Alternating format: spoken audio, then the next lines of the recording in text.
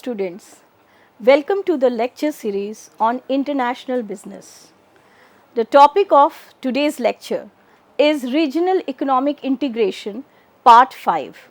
I am Professor Soma Sen Gupta, Kamla Nehru College, University of Delhi. In this lecture, we are going to cover the following topics: North American Free Trade Agreement NAFTA, United States Mexico Canada Agreement USMCA, which replaced the NAFTA in 2020.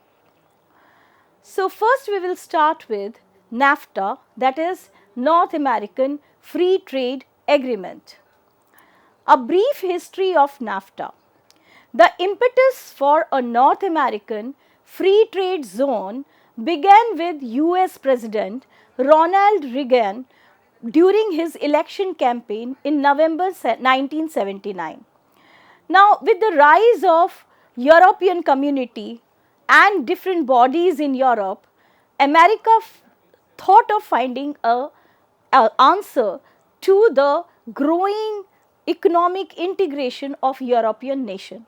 And then they thought of creating a free trade agreement between the countries of the North America.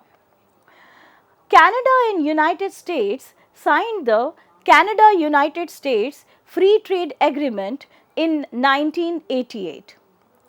Shortly afterwards, Mexican President Carlos Salinas de Gortari approached US President George H.W. Bush to propose a similar agreement in an effort to bring in foreign investment following the Latin American debt crisis.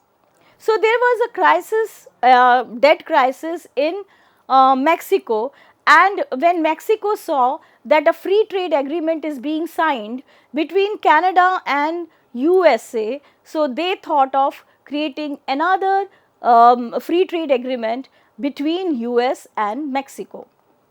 The Canadian Prime Minister Brian Mulroney feared that the advantages Canada had gained through Canada-US free trade agreement would be undermined by a US-Mexican bilateral agreement and asked to become a party to the US-Mexican talks.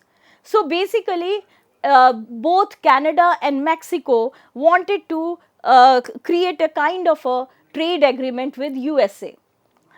The North American Free Trade Agreement NAFTA was signed by Prime Minister Brian Mulroney of Canada, Mexican President Carlos Salinas and US President George H.W. Bush on December 17, 1992, and it came into effect on January 1, 1994. So, NAFTA is a free trade agreement between three countries, and that is Canada, Mexico and USA. The agreement created one of the world's largest free trade zones and laying the foundation for strong economic growth and rising prosperity of the three countries, that is Canada, United States and Mexico. In terms of area, if we see, United States in itself is one of the biggest country, the second largest country in terms of area, then Canada is also a very big country, and then Mexico. So, the zone created the world's largest free trade zone. Since then, NAFTA has demonstrated how free trade increases wealth and competitiveness, delivering real benefit to families, farmers, workers, manufacturers and consumers of the three nations. And most the country which was most poor among the three countries, that is Canada, US and Mexico, Mexico also gained from NAFTA. If we see the map of NAFTA, you can see the area being covered by NAFTA, and that includes Canada, Mexico and USA. So, it came into effect on January 1, 1994. And as we said that it is between the three countries. All remaining duties and quantitative restrictions were slowly eliminated as scheduled, and by January 1, 2008, almost all the quantitative restrictions, duties were eliminated. NAFTA created the world's largest free trade area, not only in terms of the geographical area, but also now it links 450 million people, producing $17 trillion worth of goods and services. NAFTA's governance structure is minimal and rests on two pillars or two institutions, that is the Free Trade Commission and the Secretariat, which we will be discussing later in this lecture. Now the provisions of NAFTA. The goal of NAFTA was to eliminate barriers to trade and investment between US, Canada and Mexico. So basically it started with elimination of trade barriers. Initially it was the tariff barriers. The implementation of NAFTA brought the immediate elimination of tariffs. Slowly they tried to remove the non-tariff barriers as well. So it sought to eliminate non-tariff trade barriers and to protect the intellectual property rights on traded products. The provisions of NAFTA covers a huge range of area like tariff and non-tariff barriers, intellectual property, environment, labor, agriculture, transportation infrastructure, investor-state dispute settlement procedures, countervailing duty and adjudication. So, different chapters are there of NAFTA and each of the chapter is dealing with these different topics. Then the working of NAFTA, as we said, that it is very simplified and it rests on two main pillars, and that is the FTA and the Secretariat. So, we will discuss them in detail now. So, the NAFTA in part implemented by technical working groups composed of government officials from each of the three partner nations. So, the technical working groups comprised of the people or the government officials from each of the three countries. The working bodies of NAFTA are Free Trade Commission FTC and the Secretariat. The Free Trade Commission. FTC is the principal body of NAFTA and oversees NAFTA's performance and evolution. It is also responsible for dispute settlement. So, this was overseeing how NAFTA will work, how it will settle the disputes, and also its performance is evaluated by this body. FTC is composed of the US trade representatives, the Canadian Minister for International Trade and the Mexican Secretary of Commerce and Industrial Development. Now, it also looked after the day-to-day work. The day-to-day work of the FTC is carried out by expert working groups and committees. As we have said, there are technical working groups which used to look after the day-to-day working. Article 2001 and clause 2 gave express power to the FTC to oversee, resolve and supervise the work of all committees and working groups. The powers of the FTC can be characterized as technical power, specific power and obligatory power. So, different powers were given to FTC to look after different matters of trade, starting from dispute resolution and also working of the individual groups. The Secretariat. This is the second body which is helpful in the working of the NAFTA. It serves as an administrator for the FTC and is organized on a national basis with each member responsible for supporting its own staff. Operationally, it assists FTC along with the dispute panels, committees and working groups. The Secretariat is located in separate national offices in Mexico City, Ottawa and Washington. So, each of the three countries cities were there where secretariats are located. The decentralized structure does not mean the Secretariat has any real power of its own through delegation from the FTC. Instead, it takes care of the day-to-day affairs that are prescribed by Article 2002. So, for every practical purposes, it looks towards the FTC. So, whatever is delegated to Secretariat by the FTC, the Secretariat is responsible for that part of the work.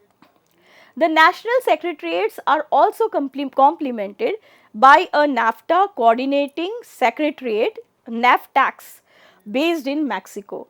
This trilateral secretariat was created on January 14, 1995.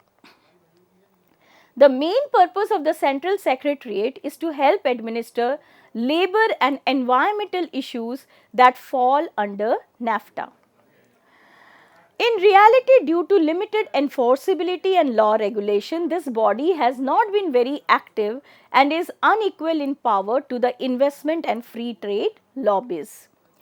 Going forward, US domestic opposition to NAFTA is great among the environmental and labor communities and will grow as interests clash. Now, the NAFTA continued for a very long period of time. Later in 2020, the NAFTA was repealed and a new body came in its place, and that is United States-Mexico-Canada Agreement, or USMCA. The USMCA was signed by the US President Donald Trump, Mexican President Enrique Pena Nieto, and Canadian Prime Minister Justin Trudeau on November 30, 2018. The agreement between the three countries is a free trade agreement which came into effect from July 1, 2020. It replaced the NAFTA. NAFTA was, as we have discussed, it was implemented in 94, but USMCA took over NAFTA in 2020. It is characterized as, USMCA is characterized as NAFTA 2.0 or new NAFTA, since it largely maintains or updates the provisions of its predecessor. The region, including Canada, Mexico and United States, is one of the world's largest free trade zone. Everything remained the same. The area, the nations which were part of NAFTA, they became the part of USMCA. With a population of more than 510 million people and an economy of $30.997 trillion in nominal GDP, nearly 30% of the global economy, hence it is the largest of any trading bloc in the world. Reasons for replacing NAFTA by USMCA, like the region remained the same, the countries remain the same, then why was the need for USMCA and why to repeal NAFTA? So, USMCA is primarily a modernization of NAFTA, namely concerning intellectual property and digital trade. It borrows language from the Comprehensive and Progressive Agreement for Trans-Pacific Partnership CPTPP, which we will discuss in the next lecture, of which Canada and Mexico are signatories.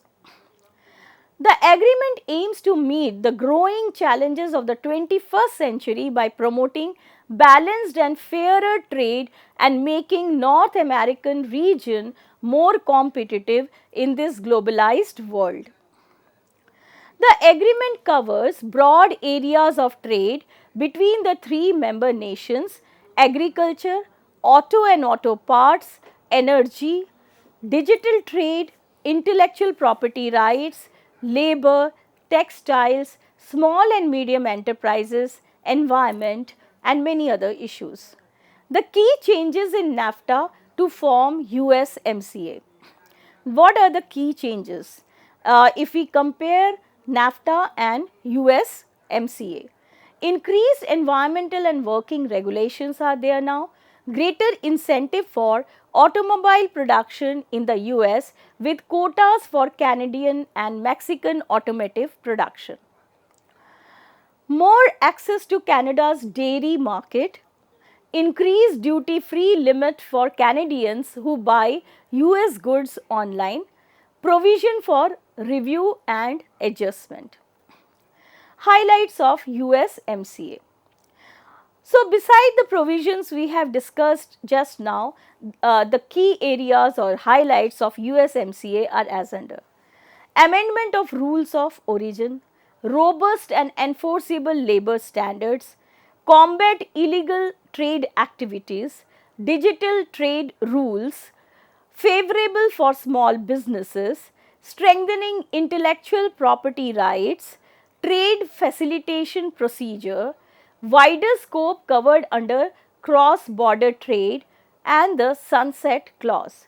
So, we will discuss these points one by one in detail, beginning with amendment of rules of origin. Now, this helps to enable preferential tariff treatment to member nations. For example, under NAFTA, 62.5% of a vehicle had to be manufactured in North America. That means in the 3 member nations. So, that is one of the rule of origin that was implemented through USMCA. Under USMCA, this requirement has actually increased. In NAFTA it was 62.5 and now it has increased to 75% of it to enjoy the benefits of the free trade. New rules and stringent procedures have been put for certification and verification of rule of origin. So, if the origin is North America, then the benefits will accrue to that company. Robust and enforceable labor standards. It includes rules for focusing on increasing the wages. For example, in case of automotive industry, a certain part must be made by workers earning minimum of $16 an hour. So, the minimum wages were fixed under USMCA, especially for certain category of industry, and every country had to follow that particular norm. The provision of having labor unions in Mexico instead of the fake unions or corrupt protection unions present under NAFTA. So, Mexico, if we take the example of these 3 countries, we find that in Mexico many of the rules are violated, but through USMCA it was ensured that the labor unions are recognized and any fake union or corrupt protection unions should not be there. Third point is combat illegal trade activities. For this purpose, the Trade and Customs Enforcement Committee has been established. The members can join forces with each other to reduce smuggling, trade fraud, etc. to combat its impact on society at large. Now, again majorly the problem is with Mexico, and to combat the illegal trade activities, USMCA got more power. Digital trade rules. This allow companies operating in these 3 countries to have cloud connected data. So, it means more modern way of sharing the data between the 3 countries. This ensures free flow of digital information with centralized systems and smoother operations, especially for e-commerce companies. Trade in digital goods was added to the agreement. This will provide relaxation in tariff and non-tariff barriers on sale of digital goods, protection of information flow, and also to tackle cyber security issues. Favorable for small businesses. So, USMCA was favorable for small businesses. De minimis value rule have been increased, it has been the minimum value have been increased under the USMCA. Now, what is this de minimis value? This is a threshold limit below which tariffs are not applicable on internationally shipped goods. So, this was increased under USMCA. Due to increased value, small businesses can now trade at a fast pace without being burdened to pay custom duties. The compliance work has also become limited. Another point is strengthening intellectual property rights. Measures like high criminal penalties and extending the period of copyright were undertaken to protect their patents, copyrights, trademarks from being illegally copied and trading of the counterfeit goods. So, these were minimized through creation of USMCA. This also included the safeguarding of their geographical indications. GI products such as products like tequila, video games or any kind of a cottage industry product or handicraft product. So, that was protected through USMCA.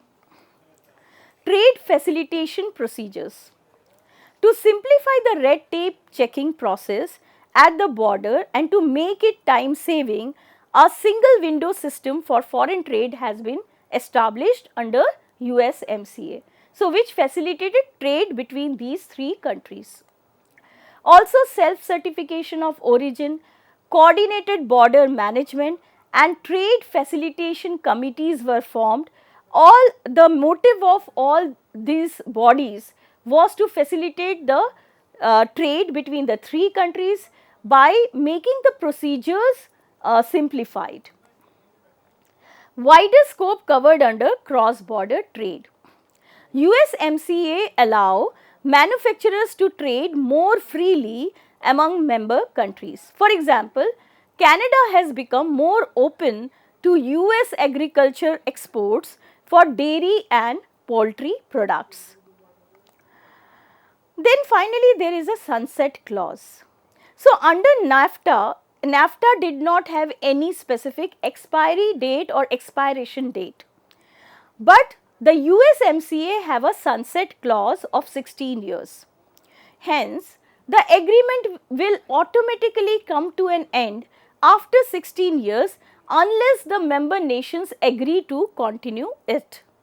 So, in a way, it is giving an opportunity to the member nations to relook whether they are performing well or not, and after 16 years, if they find it is beneficial to have this agreement going, then they will continue, otherwise this will be disbanded or discontinued. The members will jointly review the performance of the agreements also every 6 years to make modifications and updates. So, this shows that USMCA is more robust and more environmentally viable, because if the environment is posing some different challenges which USMCA fails to think about or find a solution for those problems, then it may be disbanded and a new body may be formed.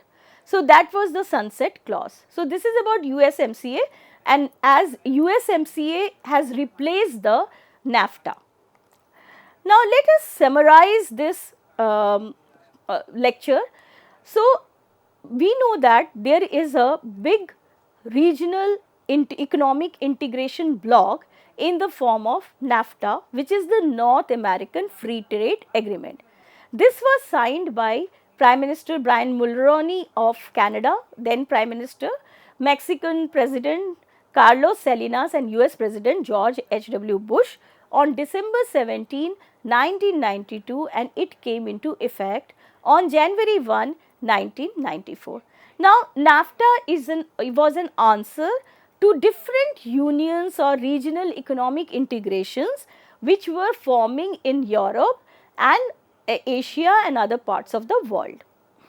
So, seeing the challenges from these bodies and the utility or the benefit of creating a regional economic integration, the North American countries of US, Canada and Mexico thought of forming a bloc in the form of NAFTA.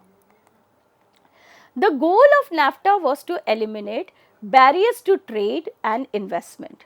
So, initially it started with creation of free trade agreement between US and Canada, and later another agreement was being signed between US and Mexico, and then Canada thought to be part of that agreement. So, NAFTA came into picture. The provisions of NAFTA covered diverse fields, from tariff and non-tariff barriers, elimination of these barriers, duties, custom duties and all, to protecting the intellectual property in the form of intellectual property rights, protecting the environment, the labor, that is the minimum wages to be paid to the labor, then agriculture, different agricultural products and how they will be marketed, transportation, infrastructure, dispute settlement, countervailing duties, and many other things, like as we have discussed, even the geographical indication products are safeguarded through later creation of USMCA. Initially in NAFTA, the provision for that was not there. Now, United States Mexico Canada Agreement USMCA replaced the NAFTA and came into effect from July 1, 2020. USMCA is primarily a modernization of NAFTA, namely concerning intellectual property and digital trade, and as I said, in its purview different things were there, like they thought of, in case of USMCA, they thought of even covering the geographical indication products. The USMCA covered different areas. It is a more vibrant and diverse and modernized form of NAFTA. So, it covered the rules of origin. So, if the origin of manufacturing a product is North America, these three countries, and 75% of manufacturing or origin is North America, then benefits will be given to that country or that company. Labor standards, illegal trade activities were also tackled, digital trade rules, small businesses, intellectual property rights, trade facilitation procedures, cross border trade, and finally USMCA also have a sunset clause. That means they have fixed an expiration date, and that is 16 years from the date of formation, and after every 6 years they review the agreement, and then any kind of modification or changes, if it is needed in the agreement, they include that. And also they have this provision that after 16 years they will revisit to see whether USMCA agreement is this agreement is fruitful for these three countries or not, or is it meeting the environmental challenges, and if it is not meeting the challenges, then they will disband that and they will come out with another body, probably with more strength. So, this is about NAFTA and how NAFTA was repealed and USMCA came into picture. For your references, there are certain books that I have been suggesting, and one is by C.B. Gupta, International Business. This is S. Chand publication. Then Sumati Verma, again International Business. This is Pearson in production, and then Chaturvedi and others, which is a considerably new book, which is published by MKM Publishers Private Limited, and then Hill and Hult International Business, competing the global marketplace is there, which is a McGraw-Hill publication. So, I believe you have understood the topic. Have a good day and have a good read. Thank you very much, students.